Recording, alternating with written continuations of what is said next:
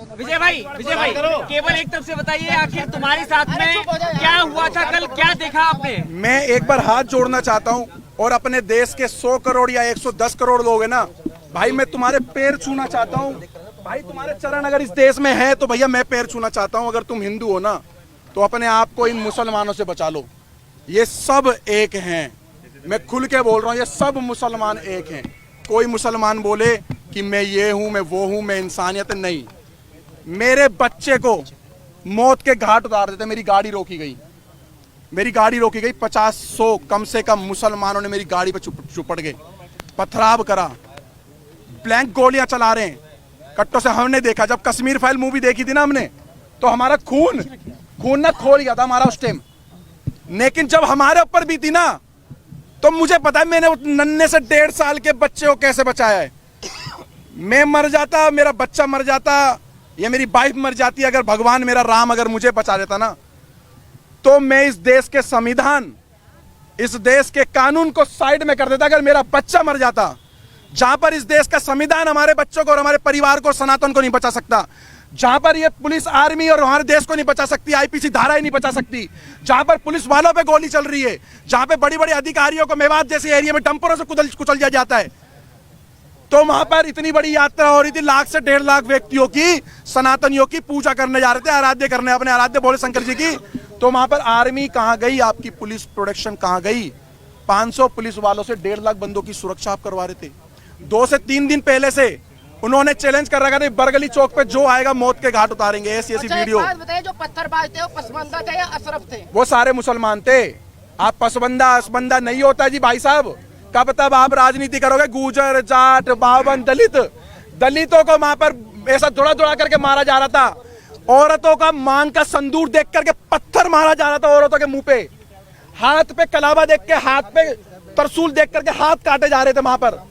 हमारी गाड़ियों पे बजरंग दल लिखा या कुछ लिखा हुआ, कोई झंडा लगा हुआ था, उसको टारगेट बना करके मारा जा रहा था। प्री प्लान था, पूरा प्री प्लान था, पूरा प्री प्लान। 30 तारीख को फरीदाबाद के अंदर, मैं कह रहा हूं 100 में से 90% मुसलमानों की दुकानें बंद थी, मीट की और बिरयानियों की, क्योंकि इनको इनके मौलाना द्वारा एक आदेश हो रखा था मुसलमानों को कि हिंदू जा रहे हैं मेवात, और आज ऐसी जगह पे जा रहे कि जहां पर हिंदू लाख हो जाएगा और 50,000 से ज्यादा हिंदुओं का मौत की घाट उतारा जाएगा। मैं आपको सच बता रहा हूं, मैं कोई आपको झूठ नहीं बता रहा। जब मेरी गाड़ी में आप गाड़ी में कितने लोग थे, किस तरीके से, कितने बजे की गाड़ी में हम 7, अचानक क्या हुआ वो बताइए। हम लोग 7 से 8 जने थे।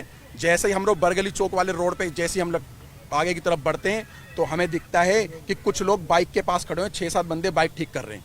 हमें थोड़ा सा शंका हुई कि 6-7 बंदे बाइक ठीक कर रहे हैं। आगे एक ऑटो, कम से कम 10-15 बंदे ऑटो ठीक करने में लग रहे हैं। एक ट्रक, एक डंपर के आगे उन्होंने बाइक को लिटा रखा और ट्रक वाले की गर्वान पकड़ रखी है। सब एक प्री प्लान था कि एक हवा बना रहा था कि भाई लगे किसी को कि हम लोग ये हादसे में खड़े हुए, लेकिन वो हादसे में नहीं थे। वो पूरा एक फ्रेम बना करके घेरने की इंतजार करते, जितने अंदर जा रहे हैं जाने दो। उसके बाद एक एक की लाश वहां से निकलती, और हिंदुस्तान के अंदर ऐसा हो गया कि जैसे आज से कम 20-30 साल, 25 साल, 50 साल पहले अमरनाथ की यात्रा में होता होगा या हुआ है, या जैसे कश्मीर के अंदर हुआ है, जैसे कलकत्ता में हुआ है, कर्नाटक में हुआ है, केरल में हुआ है। आज हमें पर जब बीती तो हमें लगा कि सच में ये सब मुसलमान एक जैसे हैं। आज मुसलमानों को रोडों पे उतरना चाहिए। आज मुसलमान रोडों पे उतरे जो गंगा जमुना तहजीब की बात कर रहे हैं। आज मैं कह रहा हूं अपने मुसलमानों से, देश के मुसलमानों से जो कहते हैं हम इस देश के नागरिक है, पहली बात तो तुम इस देश के किराएदार हो, मैं बोलूंगा, क्योंकि मेरे बच्चे पे बात आ गई थी। मेरे बच्चे की ना ये मौत के घाट, मेरी औरत से ये बोला गया चलो जल्दी उतरो, 7-8 जनों से ये बोला गया चलो उतरो नीचे गाड़ी से। लेकिन मैंने अपने एक्सीलेटर को पैर पे डाल करके और एक्सीलेटर का पे पंजा दबाया और अपनी गाड़ी को आगे बढ़ाया। 70 से ज्यादा गिरफ्तारी हो चुकी है, क्या लग रहा है? 70 से ज्यादा लोग थे, लाखों आदमी इसके अंदर इन्वॉल्व है, लाखों आदमी। और मैं खट्टर साहब का, मैं बीजेपी का विरोध नहीं कर रहा, मैं कांग्रेस का विरोध नहीं कर रहा, मैं किसी पार्टी का विरोध नहीं कर रहा हूं। मैं साफ खट्टर साहब का विरोध करना चाह रहा हूं आपके चैनल के माध्यम से। खट्टर नहीं, मेरी बात सुन लो पत्रकार साहब। खट्टर साहब का एक बयान आया है कि हमने आधे घंटे या 1 घंटे के अंदर पुलिस भेज दी, सारा का सारा फेलियर और झूठ बात है। 3 घंटे तक उस मंदिर पे भी नहीं पहुंची थी, मंदिर के अंदर भी गोलियां चली। लेकर निकले, कहाँ गए? बरगली चौक। अपने आप को, अपने बच्चे को, अपनी पत्नी को, जो लोग थे उनको बस भागते रहे। जहां पर हिम्मत टूटी वहां पेट्रोल पंप दिखा, पेट्रोल पंप में गाड़ी घुसेड़ दी। मैं उन अंकल जी का एहसान जिंदगी भर नहीं भूलूंगा, मेरे को और मेरे परिवार को, और उन्होंने मेरे पीछे बैठे हुए व्यक्ति को, जो किसी के बच्चे थे, किसी माँ के लाल थे, उनकी माँ की आंखों की टकटकियाँ लगी हुई थी, मैं बात में मेरे बच्चे गए और वहाँ पर हमला हो रहा है। उन अंकल का धन्यवाद करना चाहूँगा। अंकल ने बोला डरो मत, गाड़ी यहाँ लगाओ, किसी माई के लाल में दम नहीं है जो इस पेट्रोल पंप की सीमा पार कर जाए। पेट्रोल पंप पे आए और रेकी कर रहे थे बाइक और कार से पेट्रोल पंप के सामने कि हाँ यहाँ ये लड़ फंसे हुए हैं ये सारे के सारे, और मैंने भगवा, यही कपड़ा चेंज नहीं हुआ मेरा कल से, यही कपड़ा है मेरे पास, यही।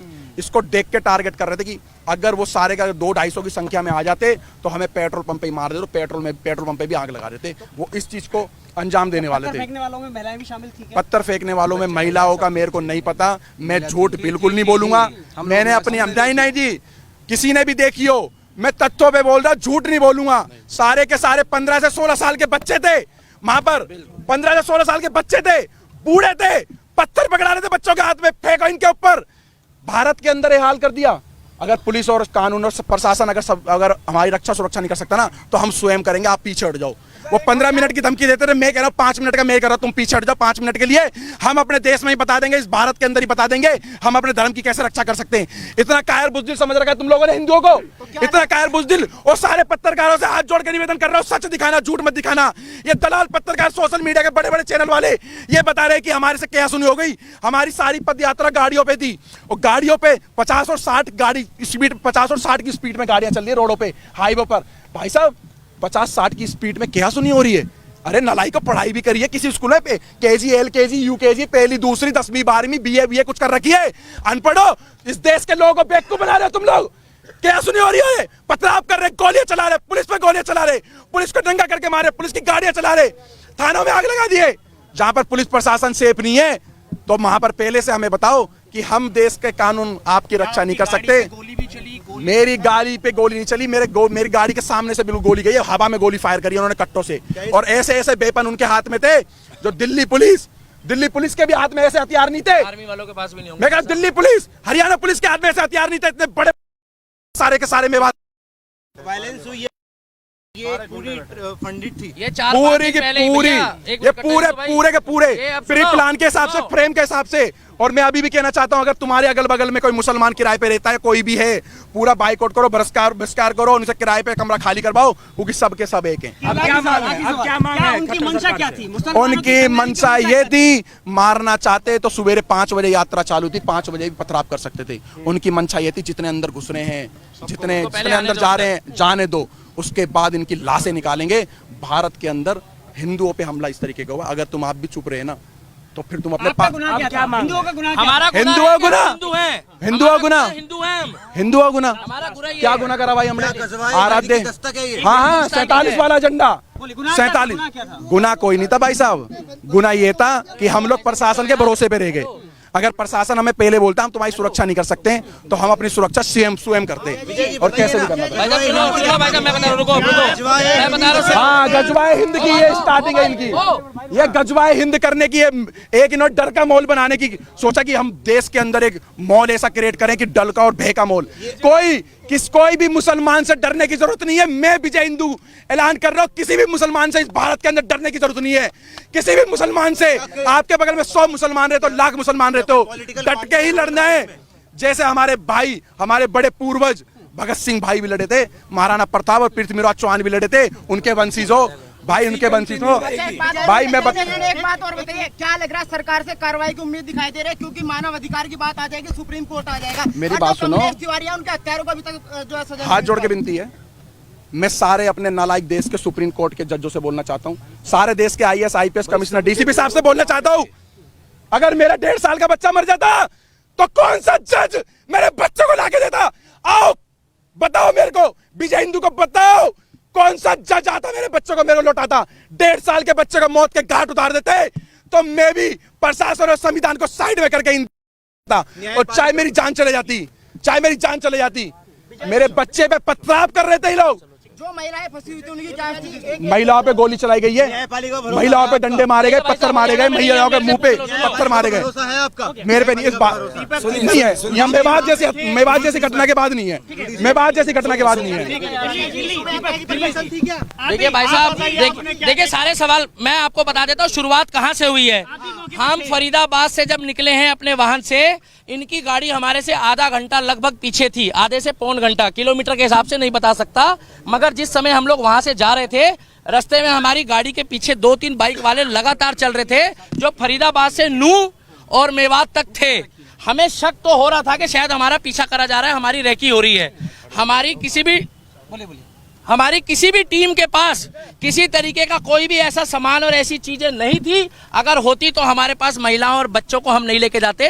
केवल शोभा यात्रा थी जो पिछले कई वर्षों से वहां पर शोभा यात्रा चलाई जा रही है, और शोभा यात्रा में जल चढ़ाया जाता है, पूजा पाठ करी जाती है, और उसके बाद उन मंदिरों से अपने अपने स्थान वापस जाया जाता है। मगर वहां पर जिस तरीके से भीड़ थी, सबके कानों में छोटे वाले वो ईयरबड लगे थे। हमारी बाइकों के साथ भी जब हमारी बाइकें रुकी है, कुछ काफिले में 4-5 गाड़ियां रुकी है, हमारी गाड़ियों के साथ एक बाइक वाला रुक के गया है, जिसने ये बताया है, वहां पर सबने देखा है कि कुछ लोग यहाँ भी रुक गए हैं, भेजो। जब हमारे को बोला गया कि ना तो आप यहां से निकल जाओ, पीछे पत्थरबाजी हो चुकी है, और मेरे पास एक वीडियो भी है जब हम लोग वहां से निकले हैं, मैं अभी वो क्लिप नहीं दिखा पा रहा मोबाइल में। उस वीडियो में उस व्यक्ति ने साफ बताया कि सर यहां से आप चले जाओ, वहां पर प्लान बन चुका है कि कुछ लोग आगे फंसे हुए हैं, वो आ रहे हैं, और वो व्यक्ति ने खुल के बताया मगर मेरी बाइक का नंबर मत दिखाओ। दूसरी बात यह है, हमारे आसपास से पत्थरबाजी हुई है, वहां पर बुजुर्गों ने चलाए हैं, महिलाओं ने चलाए हैं। सबसे बड़ी बात यह है कि ये बच्चों को पहले टारगेट करते हैं, छोटे बच्चों को आगे लाते हैं, जिससे उनकी जमानत हो जाए, उनको जज के आगे पेश करके ये दिखाया जाए कि ये एक बच्चा है, ये बालक है, ये भावनाओं में आकर अपनी सुरक्षा में फेंकना शुरू कर चुका है। 4 दिन पहले से वहां पर पोस्ट चल रही थी कि इनको मेवात की धरती में पैर रख के दिखाओ, हम तुम्हारे बाप के नौकर नहीं है। मेवात को ये दिखाना चाहते हैं, कहते हैं हिंदुस्तानियों तुम वापस जाओ, मेवात हमारा है। हिंदुस्तान, मेरे को क्या पता पत्रकार कहाँ से आए, आपको पता कहाँ से आए पत्थर? आप बताइए। मुझे क्या पता कहाँ से आए, कैसे पत्र, इसी पत्रकारिता के चक्कर में जो है ना मजाक बनाए हुए। एक बार रुक जाओ भाई साहब, इसी पत्रकारिता के चक्कर में पत्थर उनकी छत पे थे, तो मुझे क्या पता किसका लेंटर तोड़ के लेकर आए वो। चौथी मंजिल से पत्थर कहां जाएंगे, कौन एक ईंट उठा के चौथी मंजिल में जा रहा है? बाइक का शोरूम लूटा जा रहा है, हिंदुओं की दुकानों को टारगेट किया जा रहा है, और केवल वहां पर जब दिख रहे हैं मुसलमान, एक जगह कहा जाता है मुस्कुराइए आप लखनऊ में हैं, और एक जगह कहा जाता है बच के रहिए आप मेवात की नगरी में हो। ये फर्क देखा जा रहा है। पूरी तरह से फेलियर था, बिल्कुल फेलियर था। अगर अनिल विज की वहां पर 700 पुलिस थी, 700 पुलिस उन्होंने बताया है, उनके हाथ में हथियार थे जो सरकारी होते हैं संवैधानिक तौर पे, वो सारे बेकार थे, बोकस थे, कहीं कोई लाठीचार्ज नहीं हुआ, वो मूक दर्शक थे। आपके पास वीडियो क्लिप है, आप देखिए। और अगर ये लोग वहां डटकर खड़े नहीं रहते, हिंदू ये वहां लड़ने नहीं गए थे, ये पूजा पाठ करने गए थे, जितने हमारे सनातनी भाई हैं इनका बहुत बुरा हाल होता। और मैं आपको गारंटी दे रहा हूं जो सरकारी आंकड़े अभी आ रहे हैं वो सरकारी आंकड़े ठीक नहीं है। अच्छा, घटना का सारा ठीकरा मोनू मानेसर पर फोड़ा जा रहा है। वो तो बोलने को तो मोनू मानेसर पे ठीकरा कश्मीर का भी फोड़ दो, फिर अगर मोनू मानेसर ने करा तो पश्चिम बंगाल में भी फोड़ो, हरियाणा में भी फोड़ो, उत्तर प्रदेश में भी फोड़ो, और आपका क्या नाम है जो मणिपुर में घटना हुई उसके लिए भी बोल दो। मोनू मानेसर का उस घटना से क्या लेना था? ना मोनू मानेसर हमारे साथ था और ना हमारा सनातनी होने के नाते उस समय कोई मतलब था।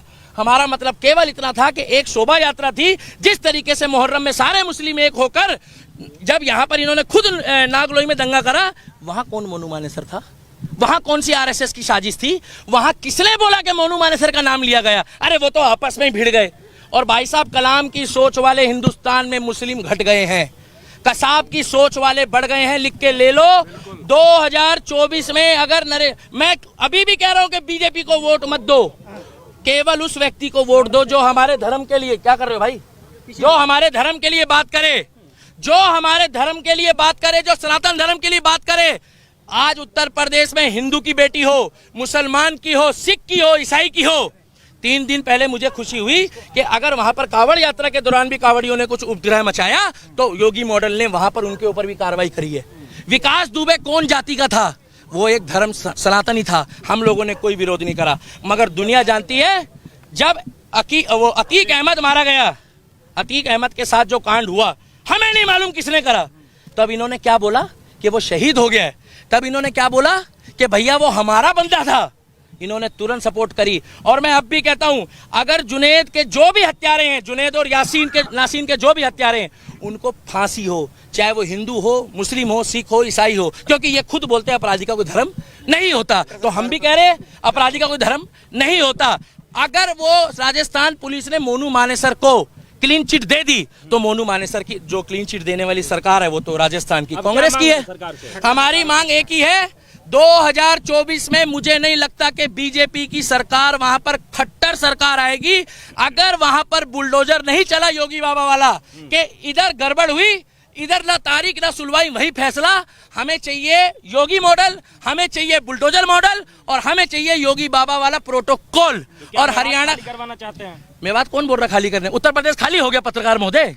उत्तर एक मिनट रुकिए, एक मिनट मेरे को बोलने दो। उत्तर प्रदेश खाली हो गया। कौन मुसलमान परेशान है उत्तर प्रदेश में? कितने मुसलमान भागे वहां से? भाई साहब पत्रकार हो, अपने मुंह से जवाब दो, कितने भागे वहां से? एक भी मुस्लिम नहीं भागा है, कमा के खा रहा है। मगर फर्क इतना है कि यहाँ वाले पत्थर चला रहे हैं और वहाँ वाले डर के मारे फूल चला रहे हैं। लोग तो कहते हैं भारत का मुसलमान डरा हुआ है, इतना डरा हुआ है मुसलमान। हाँ, डॉक्टर बन रहे हैं, इंजीनियर बन रहे हैं, आईपीएस बन रहे हैं, पुलिस वाले बन रहे हैं, सीआरपीएफ में जा रहे हैं, आर्मी में जा रहे हैं, और इतने डरे हुए हैं कि करते करते में 30% आबादी हो गई। बच्चे पैदा भी डर डर के कर रहे हैं क्या ये लोग? क्या डर के खौफ में बच्चे पैदा होते हैं? कैसे पुलिस कब आई? पुलिस तो वहां थी। अरे कैसी बातें कर रहे हो? पुलिस तो हमारे सामने थी। ये पूछो कि और बल कब आया है?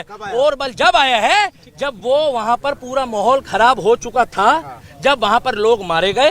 वहां पर एक मिनट लास्ट बात बोलना चाहूंगा, 2024 में हरियाणा वालों हाथ जोड़कर सुन लो, सभी एडिटर को कह रहा हूं, डॉक्टर, इंजीनियर, प्रोफेसर, आईओ, जज साहब, जो मेवात में हुआ है वो मेवात फाइल बनने की तैयारी कर दी थी इन लोगों ने, उसमें कुछ छोटी मोटी खामियां रह गई।